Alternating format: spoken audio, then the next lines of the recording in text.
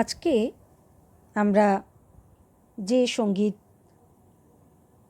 সম্রাটের সম্বন্ধে আলোচনা করব তিনি হচ্ছেন শ্রীকৃষ্ণ নারায়ণ রতন ঝঙ্কার। বিংশ শতাব্দীর সঙ্গীত জগতে এক উজ্জ্বল রত্ন হলেন শ্রীকৃষ্ণ নারায়ণ রতন ঝঙ্কার। তিনি সারা জীবন অখণ্ড সঙ্গীত সাধনায় নিজেকে নিয়োজিত করে বহু সম্মান ও শ্রদ্ধা অর্জন করেছেন। ভারতীয় সঙ্গীতাকাশে তার নাম ধ্রুবতারার মতন চিরভাস্বর হয়ে থাকবে।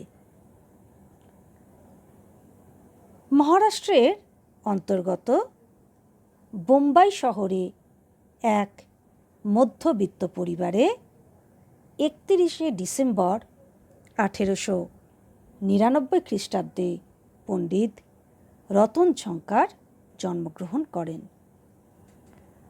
তার পিতা শ্রী নারায়ণ গোবিন্দ ভিন্ন মতে শ্রী নারায়ণ রাও রতন ঝঙ্কার সারস্বত ব্রাহ্মণ ছিলেন।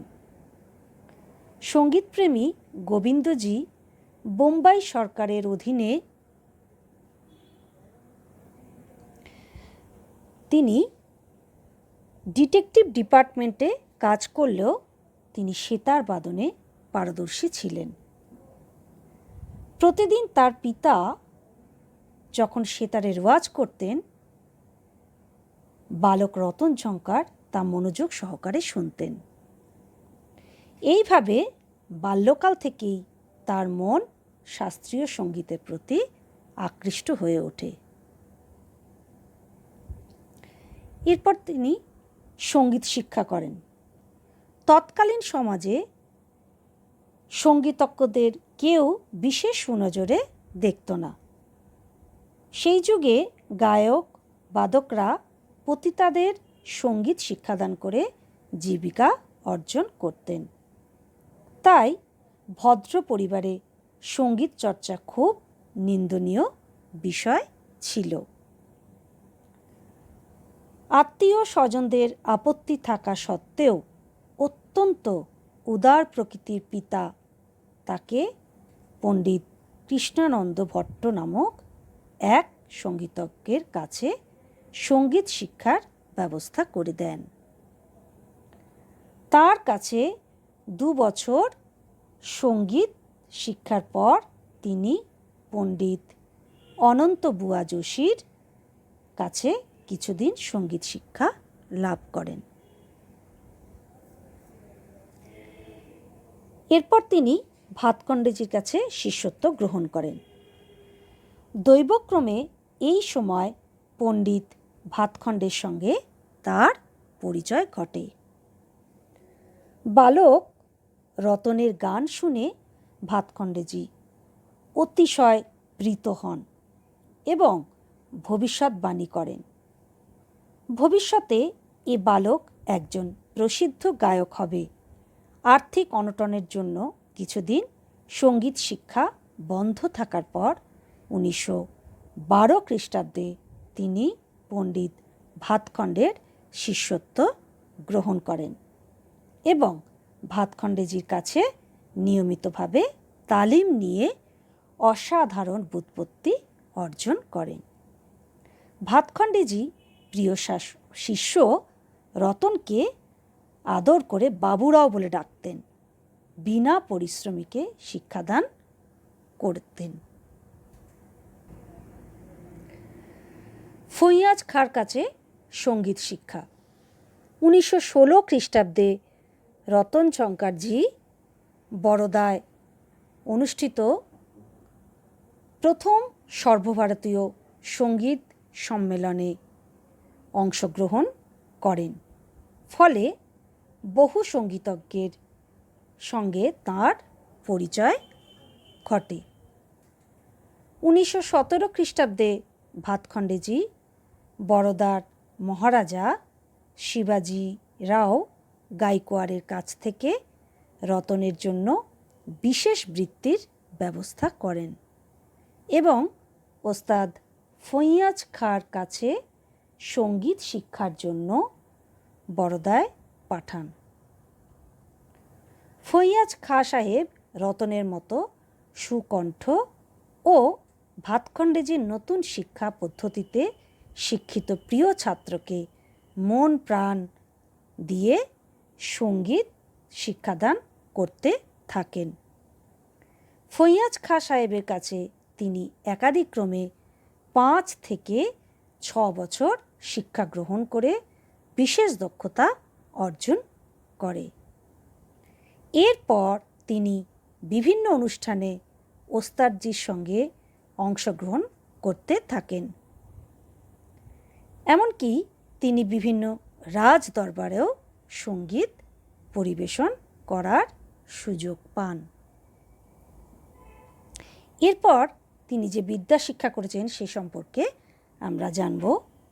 এই সময় তিনি হাই স্কুলের পরীক্ষায় উত্তীর্ণ হয়ে 1922 খ্রিস্টাব্দে আইএ পাশ করেন।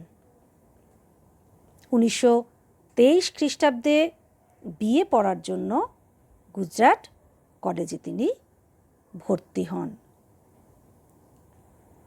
আর্থিক অনটনের জন্য তিনি আহমেদাবাদ গার্লস স্কুলে শিক্ষকতা করেন এবং বহু সঙ্গীতানুষ্ঠানে অংশগ্রহণ করে অসামান্য খ্যাতি অর্জন করেন। কঠিন বাধা বিপত্তি ও দারিদ্র্যের মধ্য দিয়েও তিনি বিন্দুমাত্র বিচলিত না হয়ে 1926 খ্রিস্টাব্দে বোম্বাইয়ের উইলসন কলেজ থেকে বিএ পাশ করেন। তিনি মাতৃভাষা ছাড়া ইংরেজি, সংস্কৃত, বাংলা, হিন্দি, উর্দু, গুজরাটি ইত্যাদি ভাষায় বিশেষ পারদর্শী ছিলেন। এরপর তিনি অধ্যক্ষ পদ লাভ করেন। ভাতখণ্ডেজি সারদা সঙ্গীত মণ্ডল নামে একটি সংস্থা স্থাপন করে। সেখানে রতন ঝঙ্কারজিকে সেখানকার সঙ্গীত শিক্ষকতার কাজে নিযুক্ত করেন। ফলে তাঁর বোম্বাইয়ের শ্রেষ্ঠ সঙ্গীতজ্ঞদের সাহায্য লাভের সুযোগ ঘটে। এছাড়া 1925 খ্রিস্টাব্দে ভাতখণ্ডেজি লখনৌ শহরে ম্যারিস কলেজ অফ মিউজিক নামে একটি সঙ্গীত বিদ্যালয় স্থাপন করেন। বর্তমানে কলেজটি ভাতখণ্ডে সঙ্গীত বিদ্যাপীঠ নামে প্রসিদ্ধ। 1929 খ্রিস্টাব্দে কলেজটি বিশ্ববিদ্যালয়ের রূপ পরিগ্রহ করে এবং রতন ঝঙ্কারজি উক্ত কলেজটির অধ্যক্ষ পদে নিযুক্ত হন। এরপর তিনি কি বই রচনা করেন? কিছুদিনে অধ্যাপনালব্ধ অভিজ্ঞতা দ্বারা তিনি পাঠ্যপুস্তক রচনায় মনোনিবেশ করেন। পাঠ্যসূচির বিভিন্ন রাগের বহু তান রচনা করে তিনি তান সংগ্রহ নামে 3টি খণ্ড প্রকাশ করেন। ভাতখণ্ডেজির বইটি উচ্চ প্রশংসা লাভ করে। আরও নতুন নতুন গান ও লক্ষণ গীত রচনায় অনুপ্রাণিত করেন। সঙ্গীত শিক্ষা নামক প্রাথমিক পাঠ্য পুস্তকটি তারই রচনা। তার আরও একটি উল্লেখযোগ্য গ্রন্থ হল অভিনব গীত মঞ্জুরি। তিনি সর্বসাকুল্যে 12টি সঙ্গীত সম্বন্ধীয় পুস্তক রচনা করেন। এছাড়া বিভিন্ন সম্মেলনে ও আকাশবাণীর মাধ্যমে প্রচারিত তাঁর বিভিন্ন কথিকাও বিশেষ মূল্যবান। বিভিন্ন পদ ও উপাধি লাভ করেছিলেন। পণ্ডিত রতনশঙ্কর 1952 খ্রিস্টাব্দ থেকে কেন্দ্রীয় অডিশনের বোর্ডের সহ সভাপতি পদে আসীন ছিলেন। এছাড়া তিনি আকাশবাণীর সঙ্গীত সম্বন্ধীয় পরামর্শ সভা এবং সঙ্গীত নাটক একাডেমির সভাপতি ছিলেন। 1942 খ্রিস্টাব্দে ভাতখণ্ডে সঙ্গীত বিদ্যাপীঠ তাকে সঙ্গীত অর্থাৎ সঙ্গীতাচার্য অর্থাৎ ডক্টর অফ মিউজিক উপাধিতে ভূষিত করে। 1957 খ্রিস্টাব্দে ভারত সরকার কর্তৃক তিনি পদ্মভূষণ উপাধি লাভ করেন। 1956 খ্রিস্টাব্দে মধ্যপ্রদেশ সরকার কর্তৃক স্থাপিত খয়রাগড়ের ইন্দিরা কলা সঙ্গীত বিশ্ববিদ্যালয় প্রথম উপাচার্যের পদে দায়িত্ব লাভ গ্রহণ করেন। তিনি অসংখ্য ছাত্রছাত্রী আমাদের সঙ্গীত জগতে উপহার দিয়ে গেছেন। রতনশঙ্করজি বহু বিশিষ্ট কৃতি ছাত্রছাত্রী রেখে গেছেন। তাঁর মতন তাদের মধ্যে উল্লেখযোগ্য হলেন দিল্লি বিশ্ববিদ্যালয়ের সঙ্গীত ও কলা বিভাগের ডিন শ্রীমতী মুডাটকর, অধ্যাপক ডক্টর শত্রুঘ্ন শুক্লা, ভারত বিখ্যাত বেহালাবাদক পণ্ডিত V.G. যোগ, বোম্বাইয়ের শ্রী S.C.R. ভট্ট, এছাড়া কলকাতার শ্রী চিন্ময় লাহিড়ী, হেমেন্দ্রলাল রায়, পাহাড়ি সান্যাল, ক্ষিতীশচন্দ্র বন্দ্যোপাধ্যায়, বেঙ্গল মিউজিক কলেজের প্রতিষ্ঠাতা তথা অধ্যক্ষ ননী গোপাল বন্দ্যোপাধ্যায় প্রমুখ। গৃহী হয়েও পণ্ডিত রতনশঙ্কর তপস্বীর ন্যায় জীবনযাপন করতেন। স্বাস্থ্য সম্বন্ধে উদাসীন ছিলেন বলে তার শরীর খুব দুর্বল ছিল। অত্যন্ত অমায়িক ব্যবহারের জন্য তিনি সকলকে আপন করে নিতে পারতেন। 1974 খ্রিস্টাব্দের 14 ফেব্রুয়ারি মাত্র 75 বছর বয়সে এক কন্যা ও 3 পুত্র রেখে বোম্বাই শহরে পণ্ডিত রতনশঙ্কর পরলোক গমন করেন। সঙ্গীতের এই মহান সাধকের নাম সকল সঙ্গীতগুণী, সঙ্গীত রসিক তথা সমগ্র সঙ্গীত সমাজ চিরদিন শ্রদ্ধাবনত চিত্তে স্মরণ করবে। এখন আমরা বিখ্যাত আরেক সঙ্গীত সম্রাটের আলোচনা করব। তিনি হচ্ছেন ওস্তাদ আলাউদ্দিন খাঁ। কঠিন জীবন সংগ্রামের মধ্য দিয়ে তিনি কঠোর সাধনার পথে যারা সঙ্গীত জগতের উচ্চ শিখরে আরোহণ করেছেন তাদের মধ্যে ওস্তাদ আলাউদ্দিন খাঁ হচ্ছে সর্বশ্রেষ্ঠ। জন্ম ও বংশ পরিচয়। প্রসিদ্ধ ওস্তাদ উজির খাঁর শিষ্য বিশ্ববিখ্যাত আলাউদ্দিন খাঁ 1881 খ্রিস্টাব্দে ত্রিপুরার অন্তর্গত শিবপুর গ্রামে জন্মগ্রহণ করেন। তার পিতার নাম সদু খাঁ, আমরা তাকে সাধু খাঁ বলে চিনি। তার পিতামহ সদার খাঁ। সদু খাঁ একজন সঙ্গীতজ্ঞ ছিলেন। সঙ্গীত শিক্ষা। সেতার বাদনে আলাউদ্দিনের প্রাথমিক শিক্ষাগুরু বা শিক্ষা শুরু হয় পিতার কাছেই, কিন্তু সেই শিক্ষাতে সঙ্গীত পিপাসু বালক তৃপ্ত হতে পারেনি। তাই অল্প বয়সেই তিনি পালিয়ে আসেন কলকাতায়। কলকাতায় এসে তিনি আকুল সমুদ্রে পড়েন। ভিক্ষাবৃত্তি ছাড়া তার অন্য কোনো পথ ছিল না। সেই দুর্দিনে সৌভাগ্যক্রমে গোপালচন্দ্র চক্রবর্তীর সঙ্গে তার সাক্ষাৎ হয়। তার করুণ কাহিনী শুনে গোপালচন্দ্র তাকে আশ্রয় দেন এবং সঙ্গীতের তালিম দিতে শুরু করেন। সেই সঙ্গে নন্দবাবুর কাছে তবলা ও পাখোয়াজ শিক্ষারও ব্যবস্থা করেন। অসাধারণ প্রতিভাসম্পন্ন বালক অতি অল্পকালের মধ্যেই বহুজনের দৃষ্টি আকর্ষণ করে অসামান্য খ্যাতি অর্জন করেন। বিভিন্ন যন্ত্রসঙ্গীতের প্রতি তার শিক্ষা আমরা জানতে পারি। গোপালচন্দ্রের মৃত্যুর পর স্বামী বিবেকানন্দের ভাই অমৃতলাল দত্তের সঙ্গে পরিচয়ের সুবাদে তিনি তার কাছে বাঁশি, ক্ল্যারিনেট ও বেহালাবাদন শিক্ষা আরম্ভ করেন। প্রতিভাবান আলাউদ্দিন অল্পকালের মধ্যেই সমস্ত বিদ্যা আত্মসাৎ করে ফেলেন।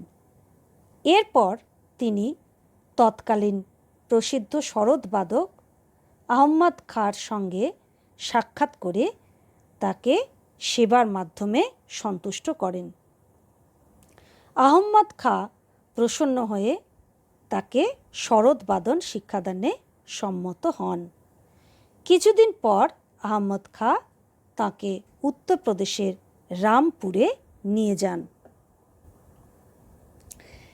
এবং বলেন, আমার বিদ্যা সবই তোমায় দিয়েছি, এখন তুমি উজির খাঁর কাছে তালিম নেয়ার ব্যবস্থা করো। উজির খাঁর শিষ্যত্ব বরণ। উজির খাঁ রামপুর মহারাজার দরবারে নিযুক্ত ছিলেন। তার সঙ্গে দেখা করা সহজসাধ্য ছিল না। কয়েকদিন চেষ্টা করেও তিনি দারোয়ানদের কড়া প্রহার ভেদ করে তার সঙ্গে দেখা করতে না পেরে হতাশাগ্রস্ত হয়ে আত্মহত্যা পর্যন্ত করতে যান। সহায় সম্বলহীন আলাউদ্দিনের থাকা খাওয়ার কোনো ব্যবস্থা না থাকায় এক মসজিদের কোণে আশ্রয় নিয়েছিলেন। তখন সৌভাগ্যবশত সেখানকার এক মৌলবী নানা উপদেশ ও নির্দেশ দিয়ে তার মনে উৎসাহ ফিরিয়ে আনেন। সেই মৌলবীর নির্দেশ মতো তিনি একদিন রামপুর মহারাজের গাড়ির সামনে দাঁড়িয়ে পড়েন। তাকে রাজার কাছে ধরে আনা হলে তিনি তার সব কথা রাজার কাছে নিবেদন করেন।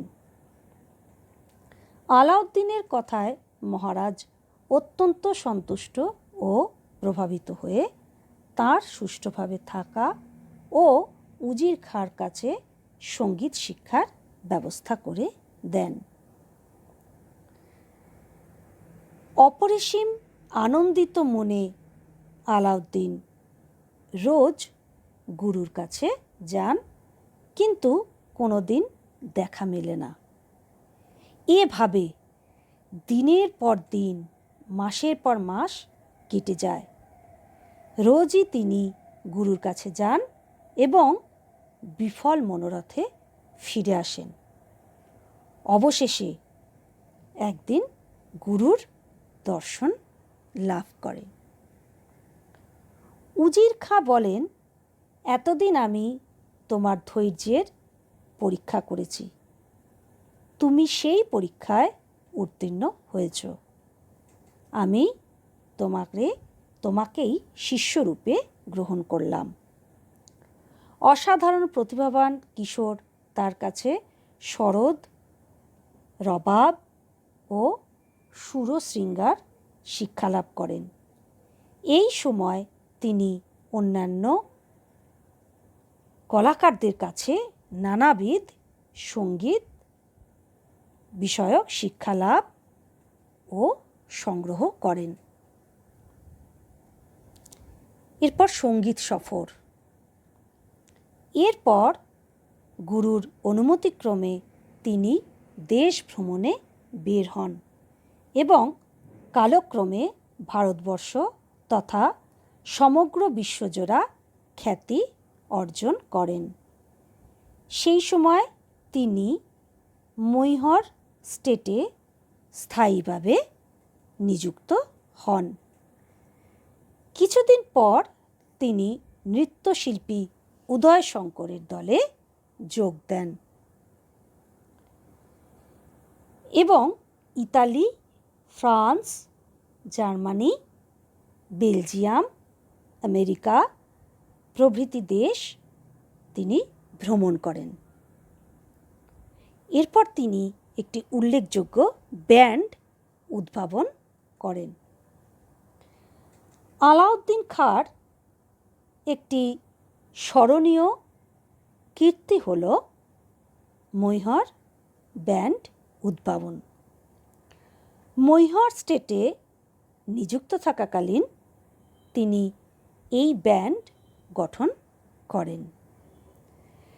আমরা এই যে এতটা আমরা পড়লাম, সেখানে আমাদের কাছে সবথেকে যে বিষয়গুলো উঠে আসছে সেটা হচ্ছে তিনি অত্যন্ত অভাবের মধ্য দিয়ে ওনার বেশ কিছু সময় তিনি অতিবাহিত করেছিলেন, কিন্তু কোনোভাবেই সঙ্গীতকে কিন্তু তিনি নষ্ট হতে দেননি।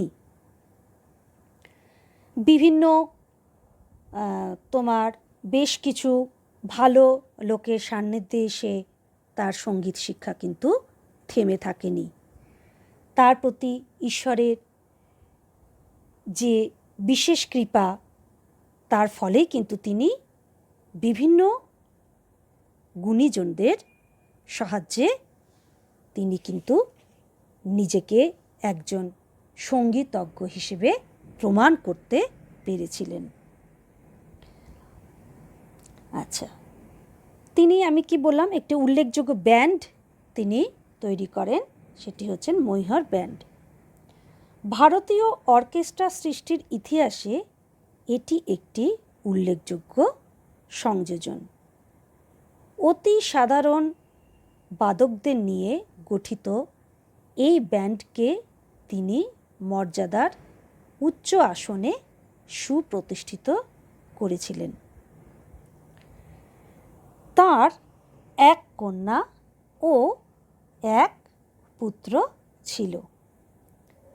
তিনি কন্যা অন্নপূর্ণাকে সেতার ও সুরবাহার, পুত্র আলী আকবরকে সরোদ এবং জামাতা রবিশঙ্করকে সেতার শিক্ষা দান করেন। আমরা কিন্তু তার কন্যা অন্নপূর্ণার এত বিখ্যাত তিনি যে তার যন্ত্রসঙ্গীতের অর্থাৎ তার বাজনার এতটাই সেই সময় খ্যাতি অর্জন করেছিল যে সেটা কিন্তু অনস্বীকার্য। তারপরে এই যে জামাতা রবিশঙ্কর অর্থাৎ অন্নপূর্ণার সঙ্গে তারপরে পণ্ডিত রবিশঙ্করের বিয়ে হয় এবং সেই সময় রবিশঙ্করও সেতার বাজাতেন, কিন্তু অন্নপূর্ণার মতন কিন্তু বাজাতেন না। এরপর তিনি নিখিল বন্দ্যোপাধ্যায়ের মতন বহু উল্লেখযোগ্য শিষ্য, অর্থাৎ আলাউদ্দিন খাঁর কথা বলছি, তিনি নিখিল বন্দ্যোপাধ্যায়ের মতন বহু উল্লেখযোগ্য শিষ্য রেখে গেছেন। বেহালা, সুরবাহার ও সরোদে তার বহু রেকর্ড আছে। সঙ্গীতজ্ঞদের জীবনের ক্ষেত্রে তার মতো দুঃখ কষ্টময় জীবন কদাচিৎ দেখা যায়। তাই মনে হয় পরবর্তীকালে তিনি সুপাত্রে শিক্ষাদানে কোনোরূপ কার্পণ্য করেননি। মুসলমান হলেও তিনি ছিলেন জাতি ধর্মের ঊর্ধ্বে। তিনি নিরামিষভোজী এবং হিন্দু দেবদেবীর প্রতি গভীর আস্থাবান ছিলেন। কথিত আছে তিনি যে কোনো যন্ত্র অতি নিপুণভাবে বাজাতে পারতেন। এই সঙ্গীত সম্রাট অর্থাৎ মহান সঙ্গীতগুণী 1972 খ্রিস্টাব্দে 6ই সেপ্টেম্বর মৈহর মদিনা ভবনে শেষ নিঃশ্বাস ত্যাগ করেন। নিজের শিক্ষার জন্য আলাউদ্দিন খাঁ যেমন দুঃসহ কষ্ট ও যাতনা সহ্য করেছেন, শিক্ষাদানের নানা চিন্তায় তিনি সর্বদা মগ্ন থাকতেন। সরোদ, সুরবাহার, সেতার, বাঁশি, বেহালা প্রভৃতি নানা যন্ত্রের বিভিন্ন শিক্ষা পদ্ধতি উদ্ভাবন করে তিনি যে শিষ্যবর্গ তৈরি করেছেন ও ঐতিহ্য রেখে গেছেন তা কিন্তু অতুলনীয়। তার শিক্ষা পদ্ধতির গুণে শিষ্যমণ্ডলীর মধ্য দিয়ে ভারতীয় সঙ্গীতের মাহাত্ম্য প্রচার করে তিনি বিশ্ববাসীর কাছে অমরত্ব লাভ করেন। তাহলে এই যে আমরা পণ্ডিত বা ওস্তাদ আলাউদ্দিন খাঁকে আমরা পেলাম, ওনার সম্বন্ধে কয়েকটি জিনিস খুব গুরুত্বপূর্ণ এবং সেটা কিন্তু খুব ভালোভাবে মনে রাখবে। সেটা হচ্ছে তিনি কিন্তু যন্ত্রসঙ্গীত অর্থাৎ তবলা, পাখোয়াজ ইত্যাদি এগুলোও যেমন বাজাতে পারতেন, তেমনি বাঁশি, ক্ল্যারিনেট, বেহালা ইত্যাদিও খুব ভালোভাবে বাজাতে পারতেন। আচ্ছা, এটা যেমন তিনি যন্ত্রসঙ্গীতে খুব পারদর্শী ছিলেন। আরেকটা, তিনি যে বিভিন্ন সঙ্গীত গুরুদের কাছে যে তিনি যে শিক্ষা লাভ করেছিলেন তার মধ্যে উজির খাঁর শিষ্যত্ব যেটা আপনি পেয়েছিলেন সেটা কিন্তু ওনার জীবনকে পুরোপুরি পরিবর্তন করে দিয়েছিলেন। কারণ উজির খাঁর কাছে কিন্তু খুব সহজে কেউ সুযোগ পায় না এবং এইখানে কিন্তু তিনি ধৈর্যের পরীক্ষা দিয়েছিলেন। আমরা এর আগেই দেখলাম যে রোজ গুরুর কাছে যেতেন কিন্তু ওনার দেখা পেতেন না। এভাবে তিনি দিনের পর দিন, মাসের পর মাস কেটে যাচ্ছিল। রোজই গুরুর কাছে যাচ্ছেন, আবার ফিরে আসছেন। এই যে রোজ যাচ্ছেন এবং ফিরে আসছেন, আমরা মনে করছি সেটা হয়তো উজির খাঁ অর্থাৎ গুরু তিনি হয়তো লক্ষ্য করছিলেন না, কিন্তু না, তিনি লক্ষ্য করছিলেন এই ভেবে যে তার সত্যি সঙ্গীতের প্রতি তার অনুরাগ আছে কি না, সেই জন্য তিনি তার পরীক্ষা নিচ্ছিলেন। অবশেষে একটা দিন এলো যে দিনটা তার আলাউদ্দিন খাঁর অর্থাৎ সঙ্গীত জীবনে একটা বিশেষ দিন হিসেবে স্বীকৃত পেল। সেটা কি না, উজির খাঁর তিনি দেখা পেলেন। উজির খাঁ তখন বললেন, এতদিন তোমার ধৈর্যের পরীক্ষা করেছি, তুমি সেই পরীক্ষায় উত্তীর্ণ হয়েছ, আমি তোমাকে শিষ্যরূপে গ্রহণ করলাম। এই যে তার এত বেশি ধৈর্য, এত বেশি তার ডিভোশন সঙ্গীতের প্রতি, সেটা কিন্তু তার আমরা যত যে তার যন্ত্র সম্বন্ধে তার যে জ্ঞান বা তার যে বাদন হিসেবে তার যে খ্যাতি, তার থেকেই আমরা জানতে পারি। তিনি অসাধারণ প্রতিভাবান তিনি ছিলেন এবং কিশোর বয়সেই তিনি সরোদ, রবাব ও সুরশৃঙ্গার ইত্যাদি তিনি শিক্ষা লাভ করেন। আর আরেকটা জিনিস তার খুব উল্লেখযোগ্য, তিনি মৈহর ব্যান্ড উদ্ভাবন করেছিলেন এবং এটা কিন্তু অর্কেস্ট্রা সৃষ্টির ইতিহাসে একটি উল্লেখযোগ্য সংযোজন। আর এরপরে কি আসে, যেন তার এক কন্যা ও পুত্র ছিল, কন্যা অন্নপূর্ণা এবং পুত্র ছিলেন আলী আকবর খাঁ। আর তার জামাতা তোমরা সবাই জানো, তিনি হচ্ছেন পণ্ডিত রবিশঙ্কর। তিনিও কিন্তু এই আলাউদ্দিনের কাছে যন্ত্র সঙ্গীত বা যন্ত্রের তিনি তার কাছে শিক্ষা লাভ করেন। তাহলে আমরা এই আলাউদ্দিন সম্পর্কে যেগুলো জানলাম, যেগুলো বললাম, সেগুলো কিন্তু মন দিয়ে তোমরা একটু পড়বে। আর নিশ্চয়ই তোমরা আমি তো এর আগের দিনই বলেছি রাইটারের নাম, সেই অনুযায়ী তোমরা বই কিনে নেবে। মোটামুটি বইয়ের মধ্যেই এগুলো আছে।